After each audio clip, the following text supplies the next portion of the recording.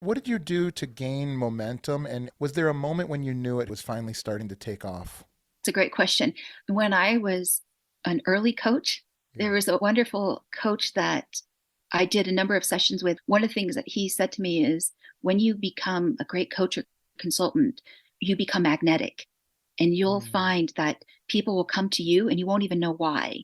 And so it was basically this idea of just building it. I think sometimes perfectionism can cripple somebody.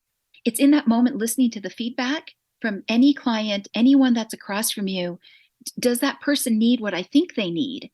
And I think this is where the commitment comes into truth and being a professional and just being excellent at what it is you do.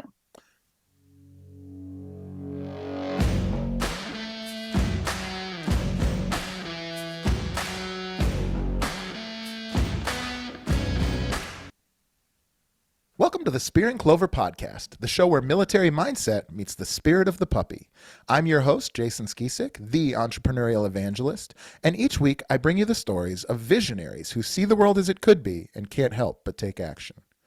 If you're enjoying these episodes, please take a moment to subscribe, like, and review.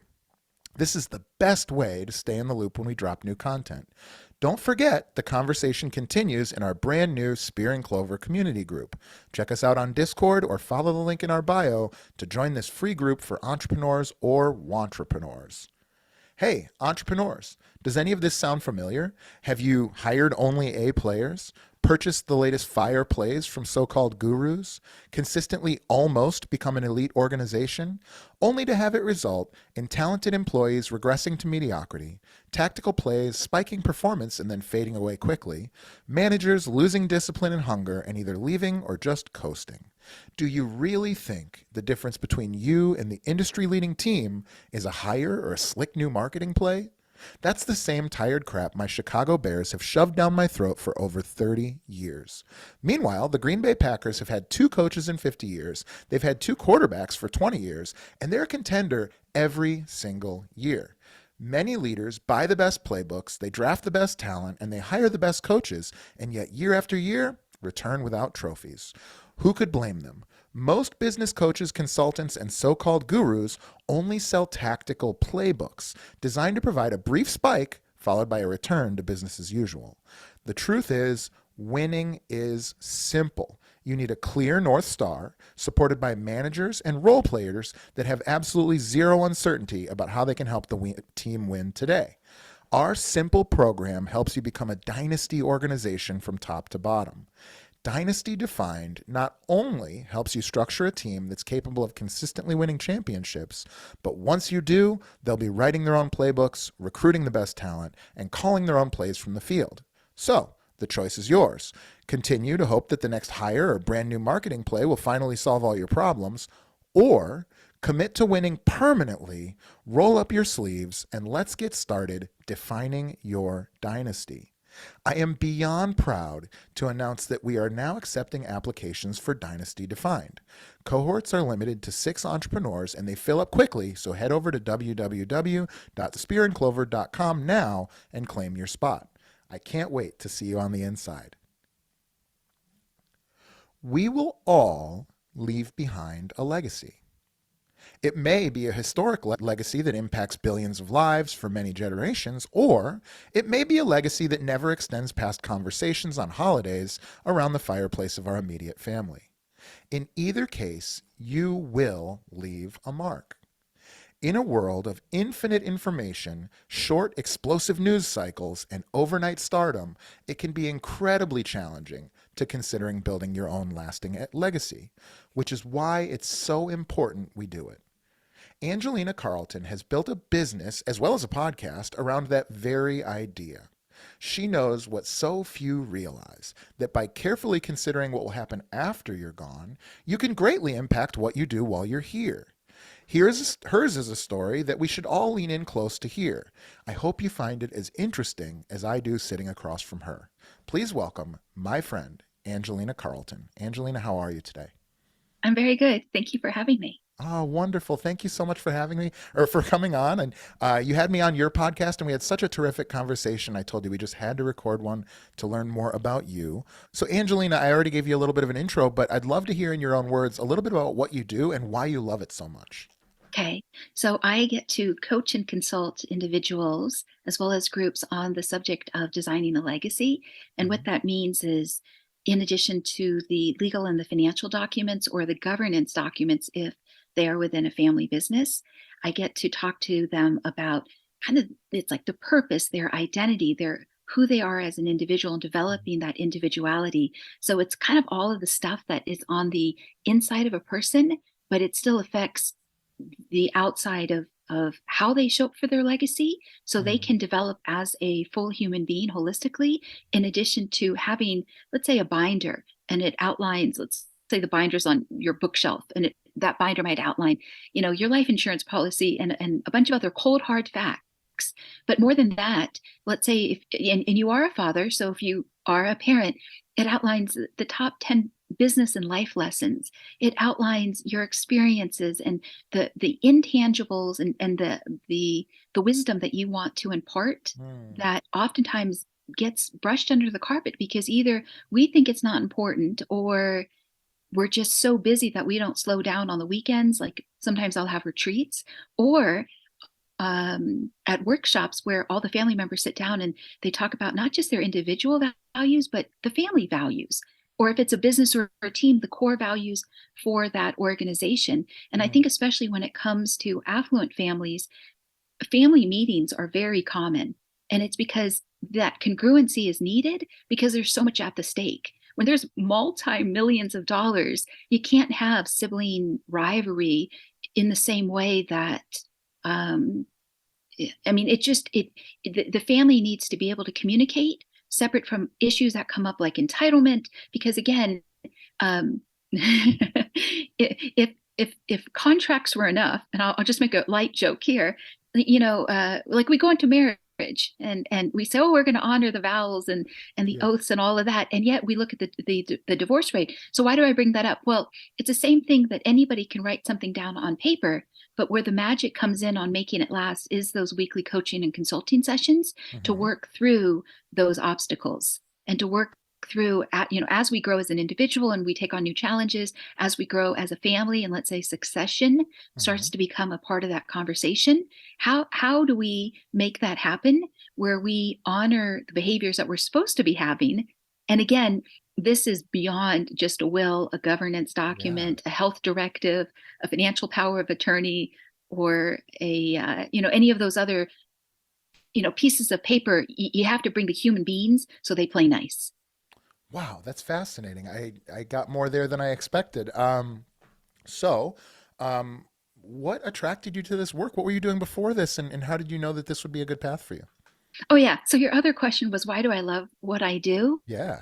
I was on a coaching call earlier this morning, and when when there's a client and they want to grow, it's kind of like, I think John C. Maxwell once said it. He said it wasn't so much that he was an amazing coach; he had amazing clients. Hmm. And so I think that what I love is if I can just hold the space for that client to grow, and they do, it's like it's it's it's holding space for their expansion.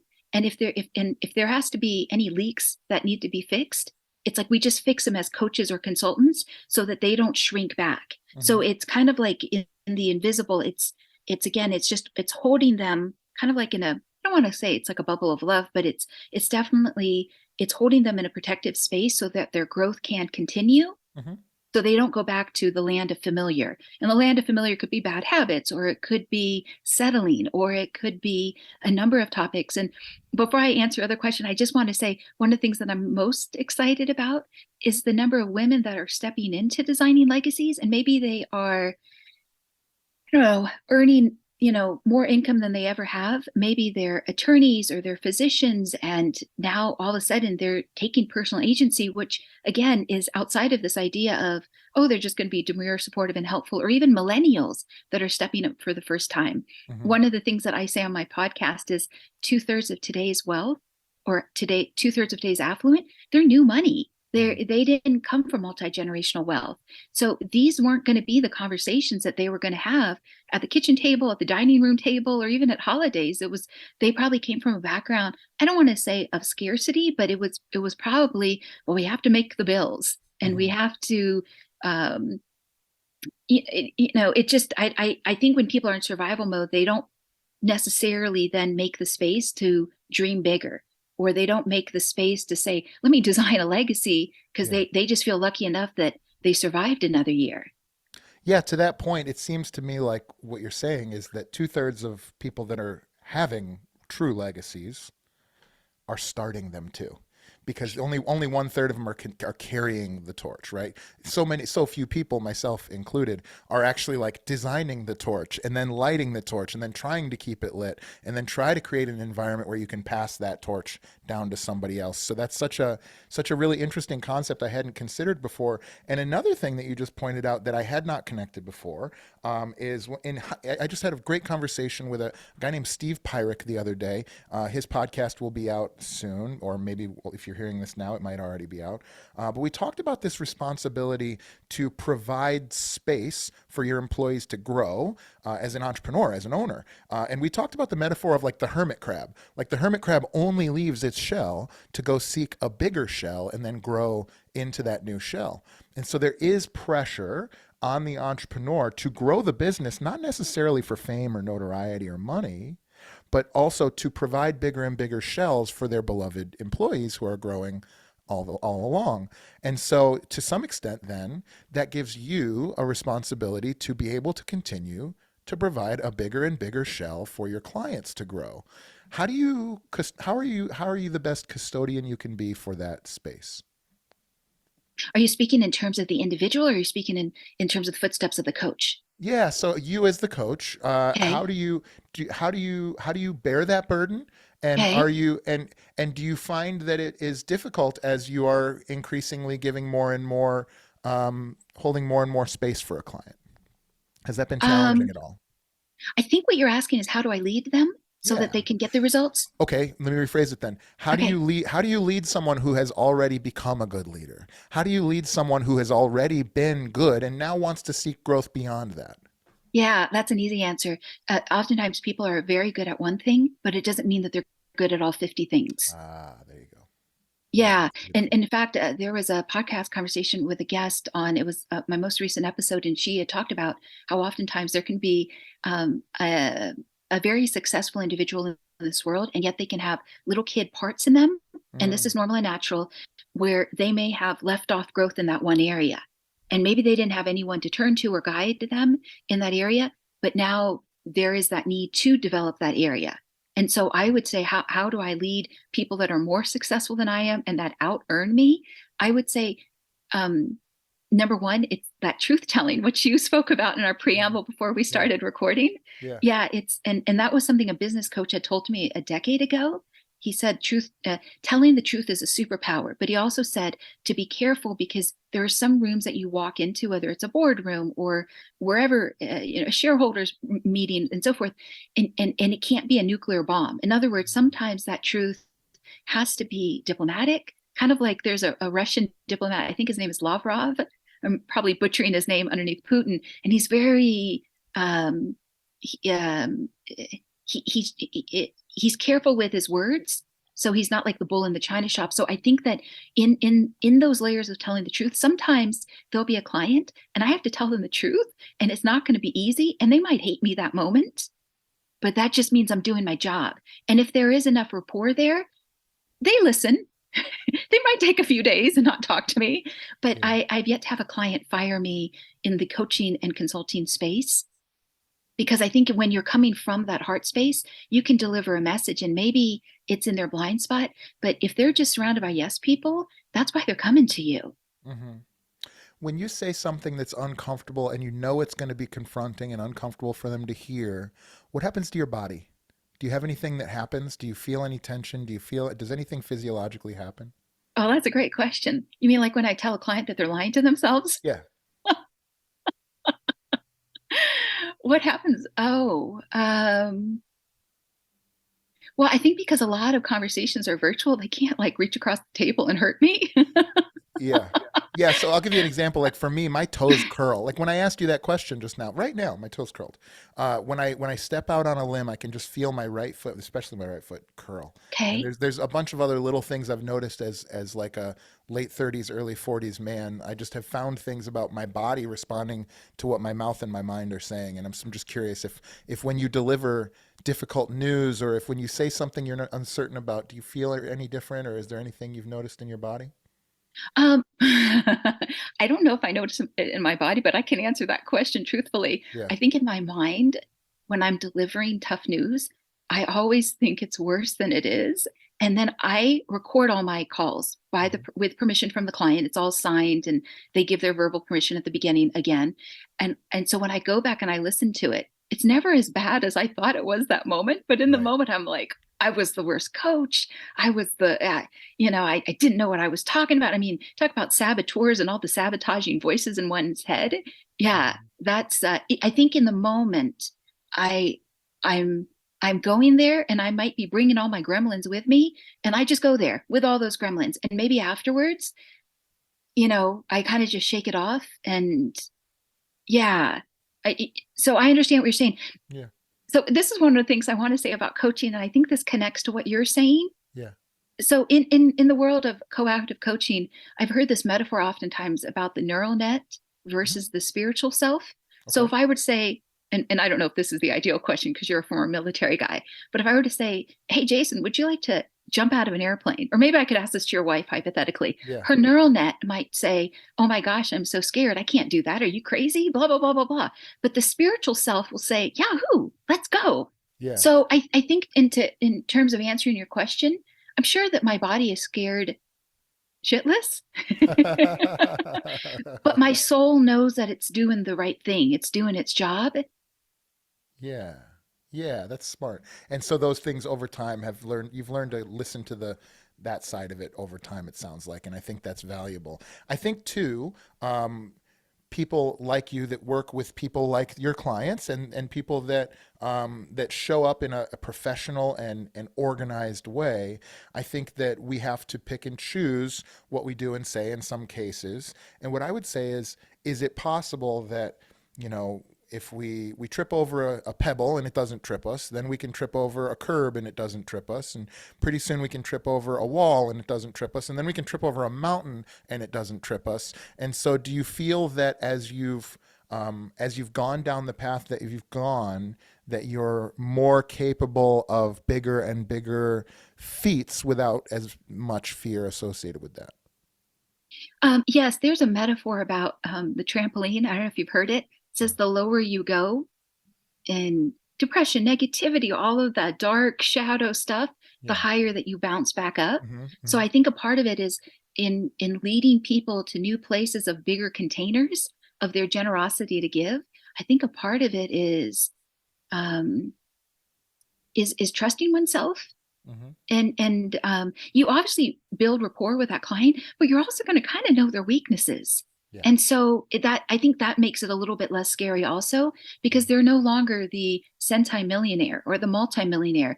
You kind of know that let's say they got kicked out of their family because they left Catholicism and wanted to become a Christian. Right. I'm hypothetical here, just making this up, Uh okay? huh. Uh huh. And then their family disowned them. That's a that's something that makes them human. It's not just that they've got commas after their name. It's like they carry wounds and scars. Yeah. And to your point also about the bigger and bigger containers, I'm going to borrow this from Tony Robbins, but I don't know where he got it from.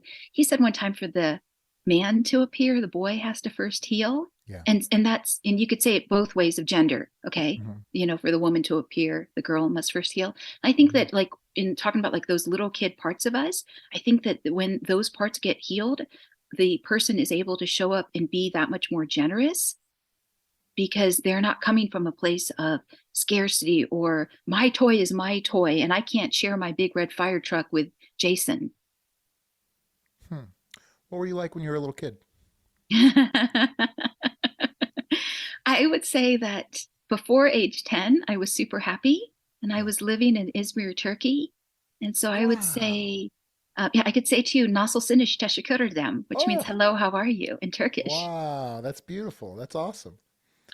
Yeah, I would say that, yeah, I remember age 5 and 6 were the happiest years of my life. I was on the beaches of the Mediterranean and I was holding my mother's hand, and every weekend was a field trip where my father would take us to Cappadocia or all of these sites in the Middle East. And he studied history at the University of Madison in Wisconsin.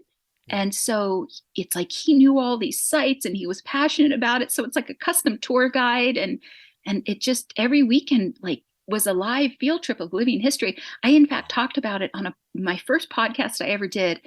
It was called Postcards and Passports, or Passports and Postcards. I always butcher the name, but Yeah. yeah, it was the most amazing time. Yeah, before age 10. Yes. So how did you get to where you're at is from professional nuts and bolts end of it? What were you Okay. doing, coming out of high school? What did you end up doing professionally up until the point that you started this business and podcast? Sure. So, are you asking like what I've done right as an entrepreneur, or just the No, journey like what overall? is your path? Yeah, like I started out at college for this and then I did that. Okay. And yeah, Okay. yeah, Yeah, yeah. So originally, I wanted to study music. I sang Italian opera when I was a wow. teenager, Yeah, and I was accepted to USC School of Music, that's University of Southern California. yeah, But my dad wanted me in ROTC, so I went to Penn State, and I was in the Echo Command, yeah, and I was going to become a pilot, but I couldn't hack waking up at 3:30 in the morning and running through the hills of central Pennsylvania. It was yeah. just so cold. And now it wasn't that I couldn't exercise, because my freshman year of college was at St. Leo University in Tampa, Hmm. Florida. And so we'd run and run and run and run on the girls' soccer team. But the air in Tampa, Florida is different than in central Pennsylvania. It's Hmm. easier to run in warmer weather than that cold weather. That's Yeah. interesting. And you're kind of in that area near Pennsylvania. So I remember we would wave goodbye to the sun when it's like the fall semester was starting, and we'd Yeah, like wave hello to the sun as we're about ready to leave, for the yeah. summer break the following spring semester.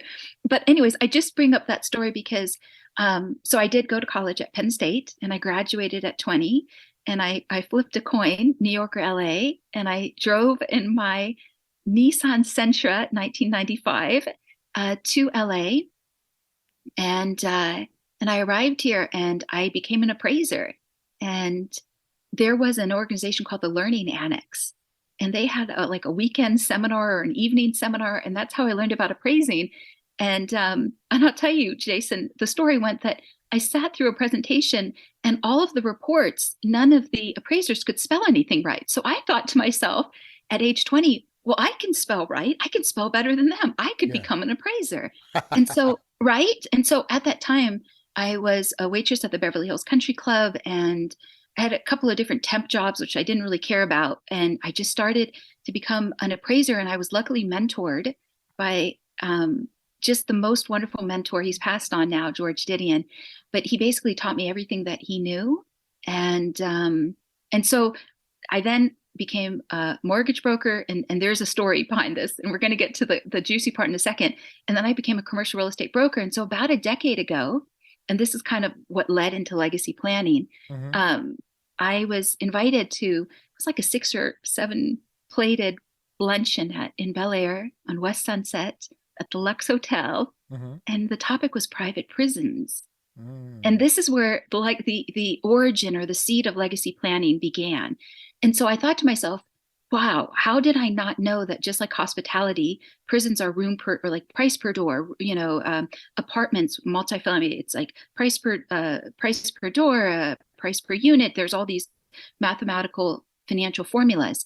And so I looked to my left and I looked to my right, and I thought to myself, well, what if I want to create a legacy and I don't want it to be based on the misery and suffering of others? That was the origin of it. But I didn't know at the time, kind of what I was thinking, because I thought, well, surely, Jason, there's someone on the internet that can help me start a legacy. And I've talked about this before. I went to the internet and I found every other coach that could help me stop smoking, lose weight, and double my income. And I don't even know why the word legacy came to mind. But I thought, wait a minute, if I didn't have conversations growing up about how to design a legacy, I can't be the only person out there that Hmm. there is a huge, gigantic void in the marketplace. And as wonderful as attorneys are, or CPAs, I don't know if they necessarily have a skill set to take someone through a rite of passage when it comes to their emotional intelligence or their individuality, nurturing that individuality, Hmm. in addition to the roles they play in society as a family member and a friend and their professional roles. And so I said, you know what, I'm going to do this. And I actually met the gentleman's name was Michael McGuire. He had helped Tony Robbins, but and I just I left commercial real estate and I went back to school with the Coactive Training Institute, and I just started from scratch. And a lot of it was trial and error because I asked to be mentored, and attorneys had said to me, well, you know, we're not going to mentor you.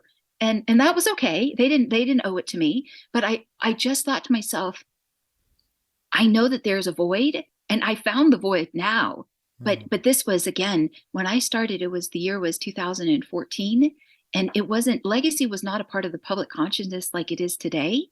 Back then, it just, I think COVID changed a lot of that in terms of people thinking about their mortality, but also just, I think the generations coming up, whether it's the millennials or Generation Z, I think they're really saying carpe diem. Hmm. Like, you know, if the generations prior to us didn't take personal agency or responsibility for some of the problems of this world, or they didn't think about win-win scenarios, now there is this hunger. And I think that is, if you were to ask me what is the key denominator between like clients, regardless of age or geography, it's their level of hunger. Because you can't take someone who's within a multi-generational family of wealth, if they're not hungry, you can't give them that hunger. I mean, you could, and if you're about to pass on like a $10 million business or $100 million business to them, it's going to crush them if they don't do that personal development work. And they're under so much pressure anyways, because the people around them expect them to be perfect and not, you know, F up. Hmm. Hmm. That's interesting. Have you seen it? I know that this is part of what you do, but have you seen it very successful? Because this is the common trope: is Okay. one generation builds a business, the other generation spends the money, and then the third generation is tasked with trying to rebuild the business. This has been going on for a long time in the American culture, and I'm sure even before that. I don't know if it's so much today as it has been, but have you seen it where you've been able to impact it for the better and see folks actually carry on the legacy? Yeah, yes. And here's my answer to that. There's a saying, and I don't know where it comes from, but the saying, the expression goes something like, if there's one person that believes you're important, Jason, you'll move mountains. So Mm. they just need one person to believe in them, accept them unconditionally, and be that guide, that advisor in their ear. And I think when there's that unconditional love, it that person can take on the challenges and trust them because they're not alone then in the boxing ring anymore, you know, when they're faced off with all those different challenges. I Mm. think when it gets scary is when the pressure is too much and there's nobody there. It's when the pressure's too much and there's no one to interrupt the conversation of the imposter syndrome in their head, Mhm. and then that starts to distort their reality. But if there can be that coach, that advisor, and so forth, that interrupts that conversation, it just, that person will grow, and they'll grow for the better. They'll fill in those big shoes, or what you talked about in the very beginning regarding those containers of going from one Mhm. container to the next container Mhm. and on and on. Because it's one thing to scale, that is a skill set because you're building it and you're putting like that soil underneath your feet, and you know, go to like the 16th floor and the 17th floor and the 18th floor. But it's also another thing when somebody hands you like a big freight ship like the Titanic. Congratulations, Jason, I'm passing on Nabisco to you. Yeah. Yeah. Yeah. Right. Yeah. Yeah. Yeah. You start off high, and so now you have to build the scaffolding below, otherwise you'll fall, right? Yeah, so I think this is where if you take someone, regardless of, okay, sometimes people refer to this like I don't want to call them adult children, but or like the offspring. The offspring makes them sound like they're a bunch of bugs, and they're not. Okay, but Yeah. but I think in those moments where you invite someone to the 50th floor and they're just not sure. Yes, there's a bunch of ideas where they work at other companies beforehand and they get practice, and all that's really important. But I think what's most important is if there can be that one coach on the sidelines that says, okay, well, you know, if you're going to be compared to, you know, whether it's Tiger Woods or Serena Williams or whichever is your favorite athlete, whether it's tennis, golf, or football, or, you know, soccer, whatever, it is that one coach that again says, you know, we can have a debrief conversation right now, and look at what it is you're looking at, what it is that you are facing, because you don't have to face it alone. Hmm. So you mentioned earlier that you knew that there was a void in the marketplace for what you do. I'm curious, did you just feel around blindly until you found it? What did you do to gain momentum? And when was there a moment when you knew it was finally starting to take off? Oh, okay, that's a great question. When I was an early coach, Yeah. there was a wonderful coach that um, I did a number of sessions with. His name is, I think it's David Wikander, and he's an elderly gentleman. He was just so wonderful. One of the things that he said to me is, when you become a great coach or consultant, you become magnetic, and you'll Mm, find that people will come to you and you won't even know why.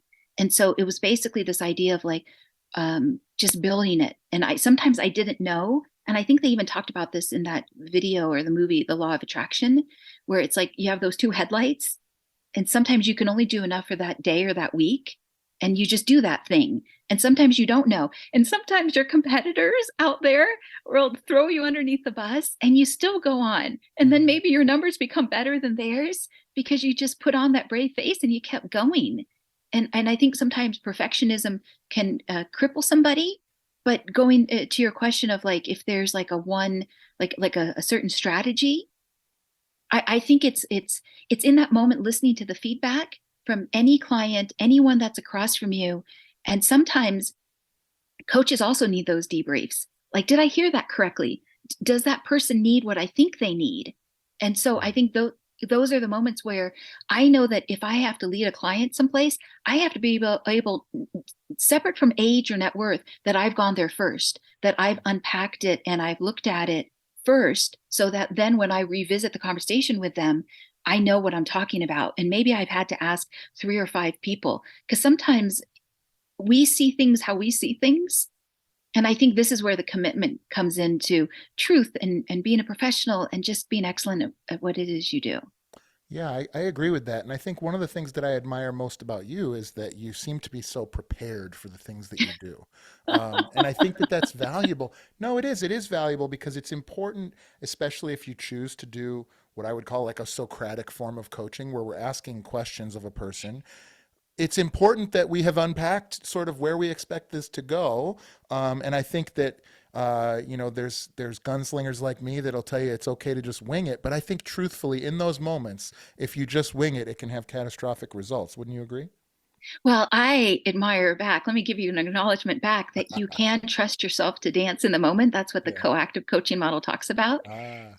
Yeah, I think one of the things that I have faced in my career is bias, whether it's unconscious bias or conscious bias. So I know that it's like I have to be prepared. If not, then it's like the last thing I want to do is fall into a stereotype. And so I feel like I always have to prove myself. Mm. And I think in those moments, like right now, I'm kind of dancing in the moment. Like I didn't know your questions ahead of time, and we're just kind Yeah. of winging it right now, right here. And so um, I do think that there are going to be those moments where you're not going to be prepared. And the only thing that will prepare you is all of your life experiences of everything that you've looked at before. And the deeper that a person digs, like the deeper that I dig into my own stuff, um, the the more I will have that space of the container to hold the person to where it is that they want to grow Mm. Hmm. into. Hmm. I would also add and I'm not a finished product by any means, um, but I will tell you that human connection, it's actually takes very very little. It actually takes putting everything down, if nothing else, right? When you really want to connect with somebody on like a meaningful level, it's almost like anything that I do to prepare for that is creating space between me and that person. And so you have to be very careful, I guess, would be my philosophy on that. um, well, that's so interesting. And so, looking now towards you a little bit, like where do you find inspiration? Where do you find growth? Where do you personally, do you work with coaches? Where do you find these things? Oh, What is, you we can't can't see it. see it, unfortunately. What Oh, is it? yeah. Okay. I have a book. It's Oh, a large, it's like a hardcover coffee table book, and it's Monet paintings. oh, Yeah, that's one place. yeah, I'm a fan. Other places, I think that, and I think that's such a beautiful question. Um, Can I rattle your ear off on inspiration? By all means. Yeah, I think it's so important to refill the bucket. It's the walks in nature, it's the sunlight, it's the sunshine, it's remembering the good in people. It's the clients that get back up and try again. Hmm. I'm blown away by my clients, their their courage, because everyone has like that problem that they have to face that's right in front of them. Hmm. And it's big for them. It might not be big for us because we don't have the emotional attachment to that problem, but it's big for them, the thing that they have to face. Other things of inspiration is um, just gosh, there's one of my core values is beauty, and so I look for beauty in things. What is beauty to you? Define that. Color and the intention. Like, I'm not crazy about modern art, but beauty, like great architecture. Even the map behind you with the green wall is quite lovely. It could be excellent fashion, interior design, photography. It's just noticing how many things are just all around us all the time, and some of it is what our eyes can see, and then the other things are what our heart can feel. Like, again, when you see somebody and they get up and they try, and there's no reason that they had to, they just did it. Yeah. That's beautiful. It's funny because I was talking to somebody yesterday, and I don't recall if it was on my show or if I was on theirs, but we were just talking about how when things are just right, that's what to me that's what the definition of beauty is when you pick up an iPhone, especially the first one, right? Steve Jobs put all of that time and energy and effort into making it just right, and you picked it up and it felt the right way it should feel, and it was the right size. And how do you use it? The way that you would think would be right is how you use an iPhone, right? You don't have to be taught generally very much. Where should the volume be? It's in the right place. Where are the petals of a flower? Well, they're in the right place. What is the pattern on the back of a tortoise shell? It's right. And so there's this thing where if you can just get out of the way, and it's almost like anything that is right, kind of we can see beauty in it. Because as I've grown older, I've always appreciated nature, but I've gone from like seeing beauty in a beautiful day to seeing beautiful in a shitty day. Like, and I think there's something to that. Yeah, there was a guest on my podcast. His name was Kevin Palmieri. He's a young gentleman, aged 33, and he talked about this concept of the light at the end of the tunnel when there is no light. Yeah. And I thought that was so magical because sometimes we can't see beauty with our eyes. Sometimes Mm. it's the generosity of one human to another, whether it's that they're sharing a part of their heart Hmm. or another aspect of their spirit that is just being vulnerable in order to make somebody else's life easier, or to let the other person know, I'm not going to fix you. I'm just going to sit down next to you to let you know you're not alone. When it's all said and done, what is the legacy that you want to leave on the world? Oh, You had to know that one was coming. I actually was a little, I didn't know if you were going to go there or not. Yeah. And this is where, so I struggle with my faith. Mm. Some people are really good, like, regardless of whether they I are, don't trust people that are awesome with faith. I, oh, I, okay. I trust Well, people that do struggle with it because that's what faith is based in, is struggle. yeah. I don't trust people that just believe.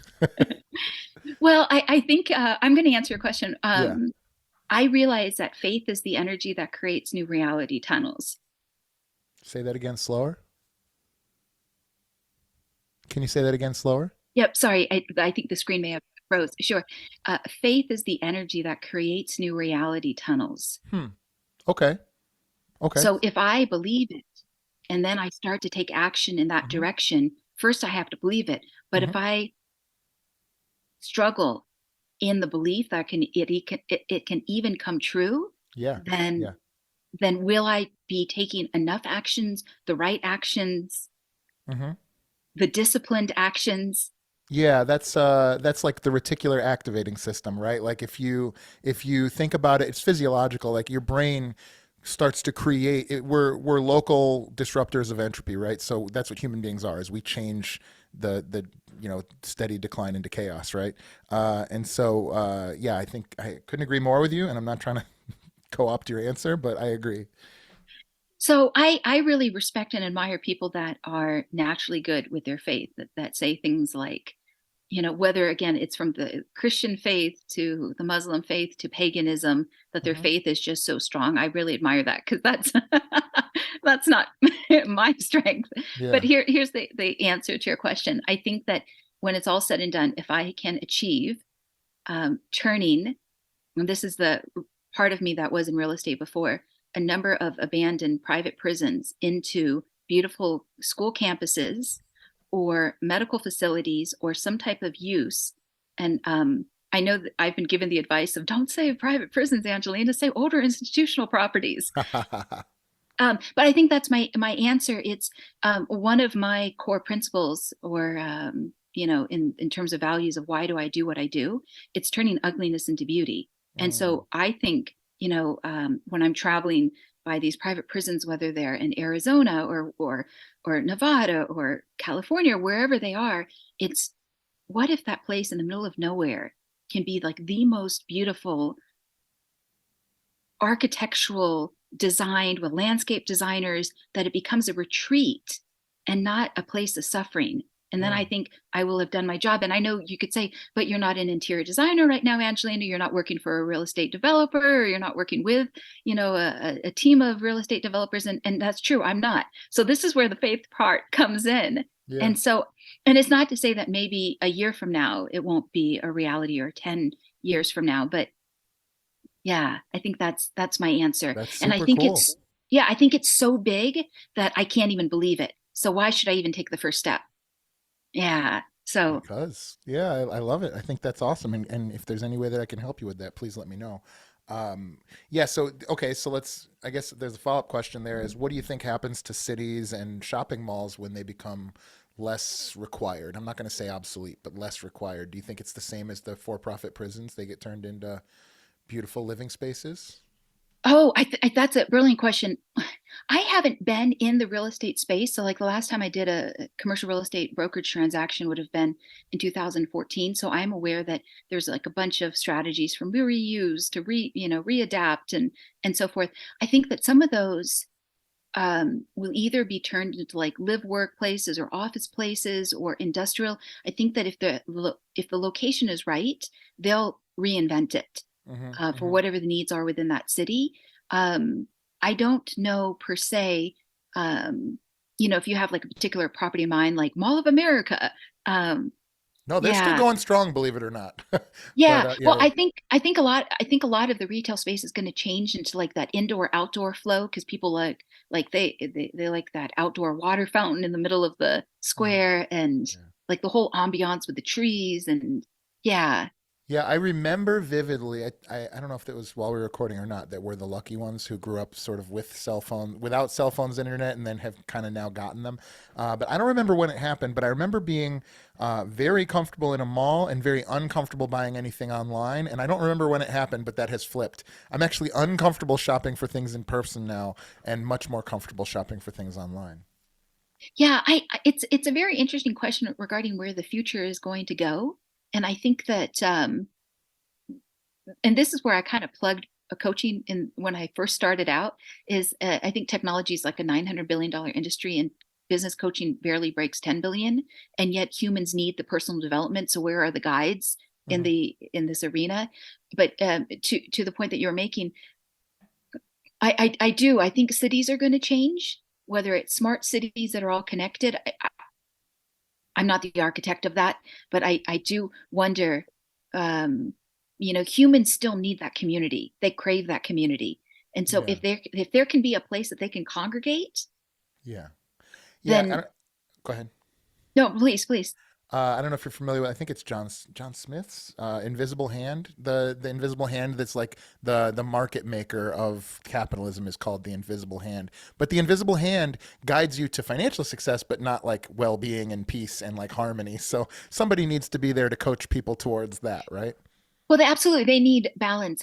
There's an attorney that was speaking at an estate planning event, and he's talked about a mindset of meaning, and I think that that is critical in the sense that um, meaning is important, because if you have everything that and then more than enough, um, it, it becomes a very lonely place if you can't go out your front door and have a variety of relationships and Mm-hmm. connection points, whether Mm-hmm. it's that you play tennis with your friend Phil or Bob or whoever, or you meet so and so for coffee, and you have all these lovely connection points.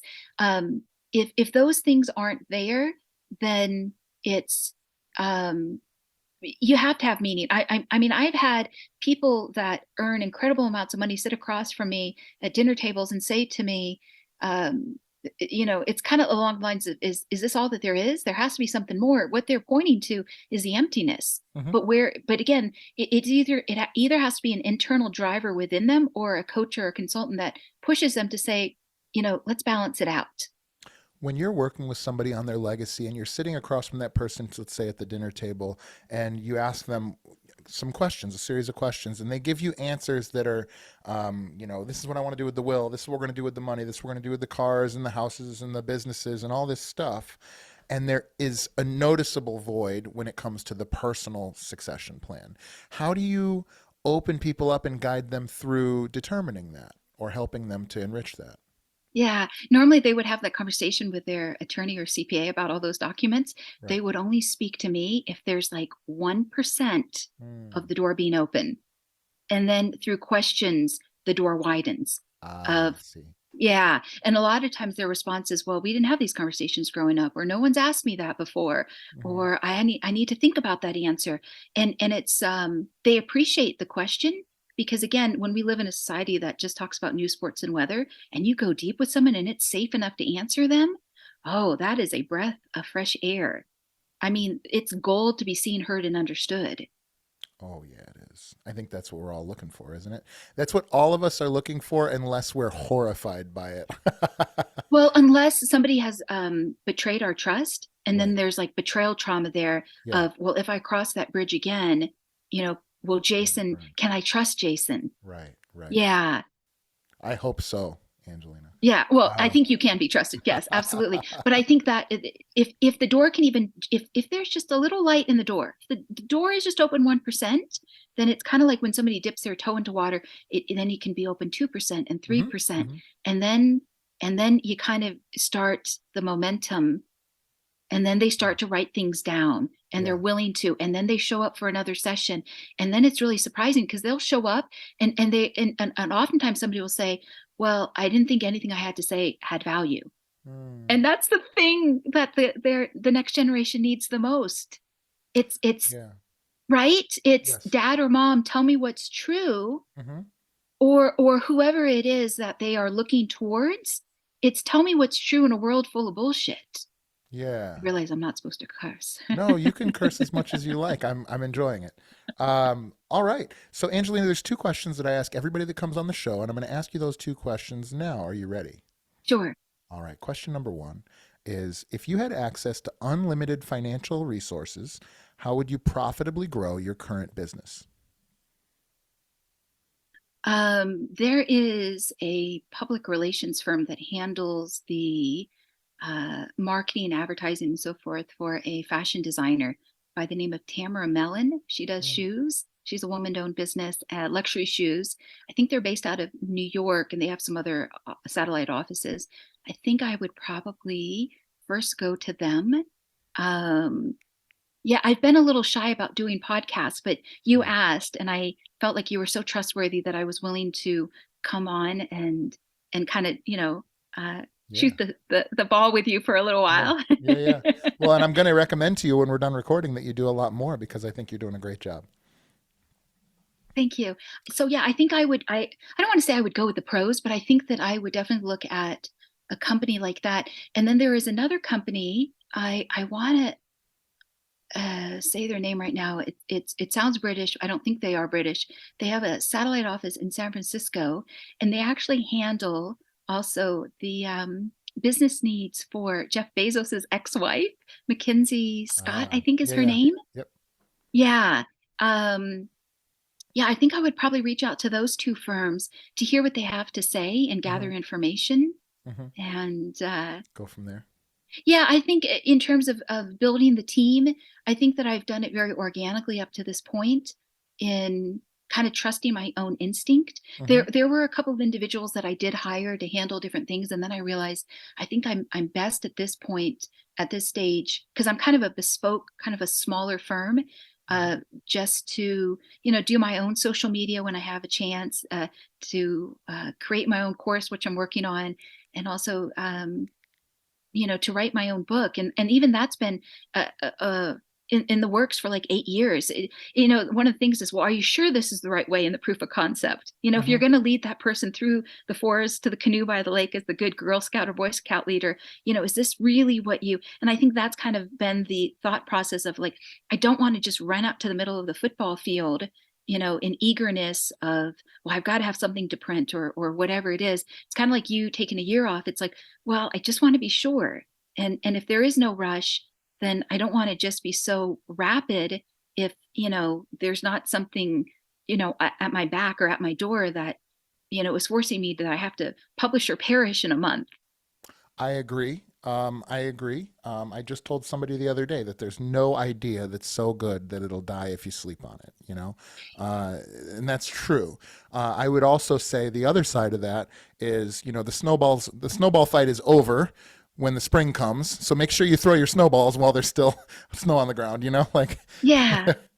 Yeah, I yeah, write everything down. I know that you yeah. can't see the desk that's in front of me, but there's so many journals that are Wow.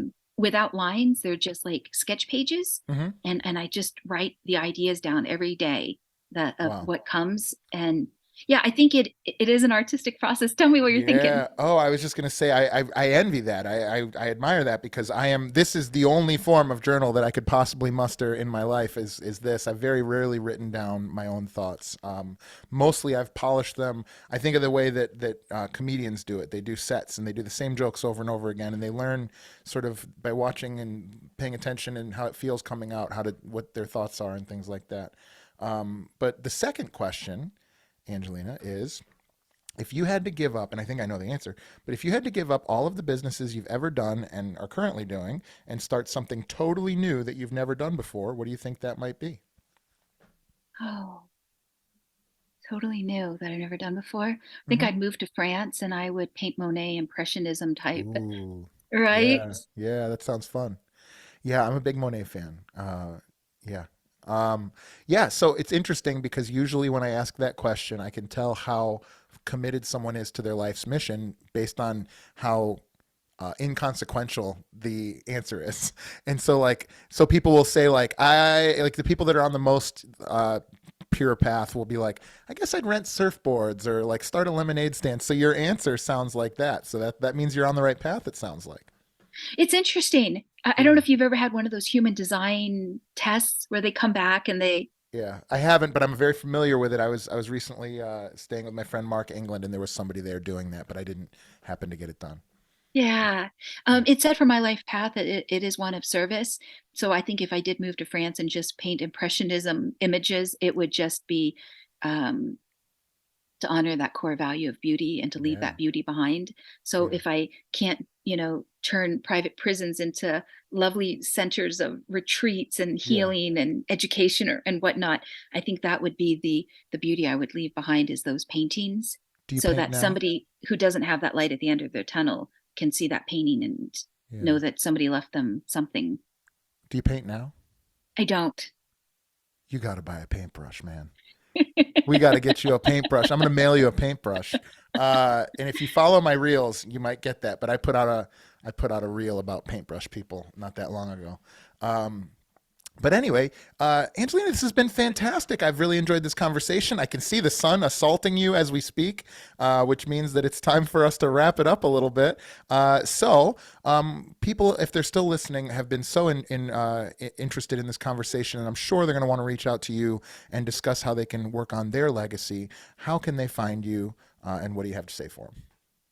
If they would like to check out my website, it is www.designyourlegacy.com, or the podcast. There's a YouTube channel, and I think the YouTube channel can either be found under like at your legacy. I just changed Hmm. the handle in the last few months, Hmm. or my name. It's Angelina Carleton, CAR. Leton, and I would welcome a what they call a discovery session in the world of coaching to explore where they are now and what it is that they hope to create. I just think that, again, if that door is just open 1%, it's just a matter of building the rapport with that client so that they know that they can create something and trust their own imagination, that their legacy just doesn't have to be legal and financial documents or the dreams that other people have for them, but that they can show up and fill that space with the essence of who they are. Wonderful, Angelina. Thank you so much for coming on today. I appreciate you taking the time. Thank you.